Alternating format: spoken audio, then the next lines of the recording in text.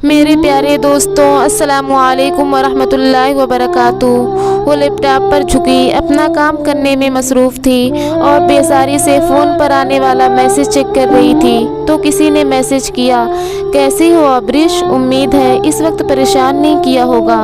Messages का सिलसिला चलता रहा। अब्रिश को इतना वक्त ही नहीं मिलता था कि वो आने वाले पैगामात का जवाब दे सके। पेपर्स के बाद जब अब्रिश फारिग हुई तो तमाम मैसेज पढ़ने का इरादा किया। मैसेजेस भेजने वाले का नाम पढ़ते ही वो एकदम रुकी। साइम असगर। अभी वो मैसेज पढ़ ही रही थी कि एक और मैसेज आ गया। ओह, तो जनाब को फुर्सत मिल गई हमारे दिल के हालात जानने की। अब्रिश जवाब पढ़कर हैरान हुई और बोली, कैसे जानते हैं आप मेरे बारे में?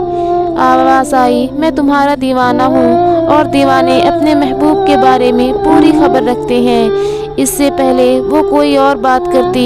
दूसरी तरफ से फिर पैगाम मौसूल हुआ, अब्रिश, मैं तुमसे मोहब्बत करता हूँ लेकिन तुम्हें फोर्स नहीं करूँगा। तुम मुझे बदले में मोहब्बत ना दो, बस बात करो मुझसे। मेरे लिए तो इतना ही काफ़ी है। दिन गुजरते गए। आहिस्ता आहिस्ता साइम अपना जाल मजबूत कर रहा था। जब अब्रिश को पूरी तरह अपना आदी कर लिया और अपने एतमाद में ले लिया तो मिलने की डिमांड करने लगा। जब अब्रिश मना करती तो गुस्सा होकर बात करना छोड़ देता था।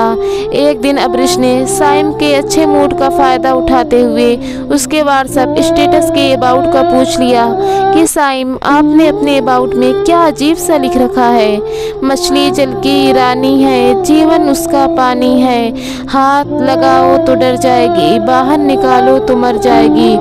साइम ने कहा, अब्रिश मेरी जान, ये तो मेरी पसंदीदा नज़्म। कुछ दिन गुजरे तो साइम ने फिर मिलने की ज़िद की लेकिन अब्रिश ने साफ इनकार कर दिया। गुस्से में साइम ने फ़ोन बंद कर दिया। 3 दिन तक अब्रिश के मुसलसल फ़ोन कॉल्स मैसेज को नज़रअंदाज करता रहा लेकिन फिर फ़ोन अटेंड कर लिया और कदरे रूखे लहजे में कहा, जी बोलो, क्या काम है? अब्रिश ने रोते हुए कहा, प्लीज़ साइम, नाराज़ तो ना हो, आप बताएं कहाँ मिलने आऊँ? फ़ोन बंद करने के बाद साइम ने अब्रिश को एक जगह का एड्रेस सेंड कर दिया। अम्मी से सहेली के घर का कहकर वो साइम से मिलने एक होटल में आ गई। जब शैतान अपना काम दिखाता है तो इंसान की सोचने समझने की सलाहियत को मफलूज कर देता है। जब अब्रिश होटल पहुंची तो रिसेप्शन पर उसने रूम नंबर पूछा। उसने अजीब नज़रों से उसे देखा लेकिन वो नज़रअंदाज कर गई। कमरे में पहुंची तो साइम पहले से ही उसका इंतज़ार कर रहा था और कहने लगा, मैं आज बहुत खुश हूँ कि तुम मुझसे मिलने आई हो। साइम, बंद कमरे में मिलना ज़रूरी था क्या? ये कहते हुए वो उठ खड़ी हुई। अभी कदम आगे बढ़ाया ही था कि साइम ने गर्दन से दबोचकर बेड पर धक्का दे दिया।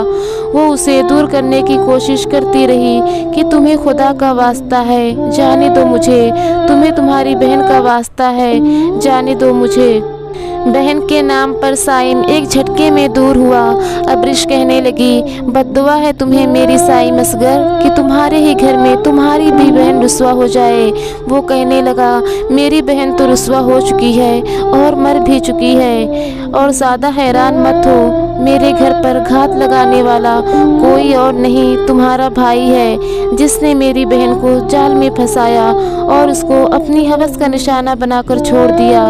मेरी बहन शीज़ा जिस हालत में घर आई थी देखी नहीं जाती थी, उसने फिर अपनी जान दे दी।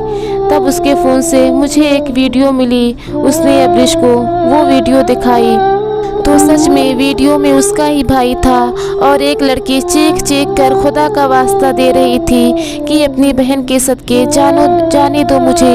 हवस का निशाना बनाते हुए उसका भाई एक ही नज़्म बोल रहा था, मछली जल की रानी है, जीवन उसका पानी है, हाथ लगाओ तो डर जाएगी, बाहर निकालो तो मर जाएगी। साइम ने वीडियो उसे दे दी और माफ़ी मांगते हुए हाथ जोड़ दिए। नहीं साइम, तुम माफ़ी क्यों मांग रहे हो? ये तो मकाफाती अमल था जो मुझे चुकाना था। तुम चाहो तो अभी भी मुझे सज़ा दे सकते हो। नहीं अबरिश, तुम चली जाओ, तुम्हें सज़ा देकर कौन सा मेरी बहन वापस आ जाएगी। अबरिश जब घर आई तो माँ, बाबा और भाई लाउंज में बैठे थे। उसकी अम्मी पूछने लगी, अबरिश कहाँ थी तुम, इतना टाइम क्यों लगा दिया। अम्मी बदला चुकाने गई थी अपने भाई का, और अबरिश ने फ़ोन बैग से निकाला और भाई के सामने कर दिया।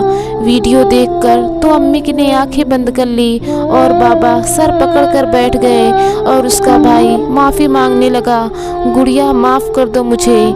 नहीं भाई, माफ़ी तो आपको शीज़ा से मांगनी चाहिए, लेकिन कैसे, वो तो दफन हो गई ना। अब सारी ज़िंदगी का पछतावा भुगतें आप। वो रोती हुई थके थके अंदाज में अपने कमरे में चली गई।